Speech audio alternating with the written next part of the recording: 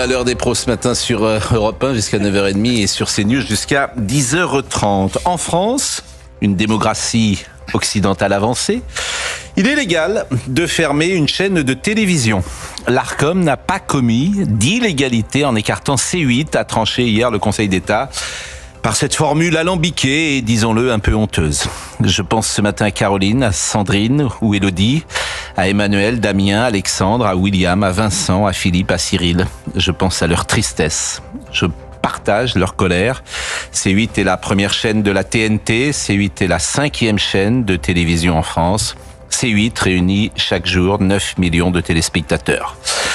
S'il fallait un exemple de la prophétie du vice-président américain J.D. Vance, la suppression de C8 illustre son discours de Munich. Oui, la liberté d'expression est en danger en Europe et notamment en France.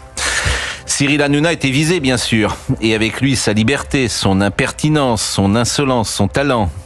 C8 appartient aussi au groupe Canal+, dont l'actionnaire de référence est Vincent Bolloré. Chacun devine que l'esprit libre qui flotte dans la maison Canal, mais aussi sa réussite éditoriale et financière, contrarie le camp du bien qui jusqu'à présent avait le monopole du récit. D'autres voix sont entendues aujourd'hui sur C8 ou sur CNews. Elles percutent l'espace médiatique où la bien-pensance domine. Comment ne pas voir un continuum entre le parquet national financier qui a fait de Nicolas Sarkozy sa cible préférée, entre le Conseil d'État qui suspend C8, ou le Conseil constitutionnel, hier dirigé par un socialiste, Laurent Fabius, demain dirigé par un autre socialiste, Richard Ferrand.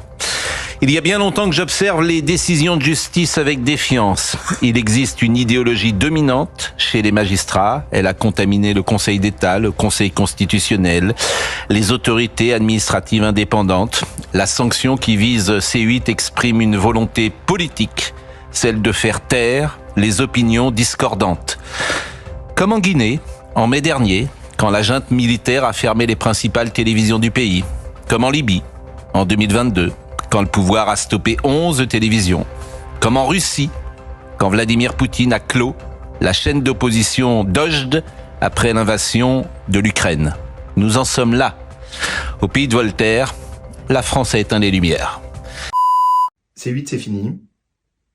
Je vais vous expliquer pourquoi ça me choque et pourquoi est-ce qu'on doit réagir. C8, c'est une chaîne de la TNT, c'est la plus regardée. Vous êtes 40 millions chaque mois. C'est une chaîne populaire, appréciée des Français, qui émet depuis 20 ans. La fermeture de C8, elle est due à l'Arcom, une autorité administrative obscure, comme il y en a beaucoup trop dans notre pays, vous savez que je combats ça, et qui s'est arrogé un droit de vie ou de mort sur cette chaîne. On m'enlèvera pas de la tête que cette décision de fermeture de C8, elle est due à une seule chose, c'est que ça appartient à un groupe médiatique qui ne convient pas à certains et qui ne pense pas comme il faudrait. Alors on peut ne pas aimer CNews, on peut ne pas aimer C8, mais dans ce cas-là, c'est simple, vous changez de chaîne. En revanche, fermer, avec cette censure insidieuse, ça c'est inacceptable.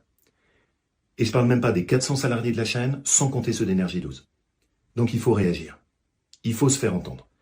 Parce que là, ce qui est en jeu, c'est une conception aussi de la démocratie et de la liberté d'expression. Donc réagissez, mettez des commentaires, relayez, mais ne laissons pas faire comme ça, en silence, passivement, une décision qui est lourde de conséquences.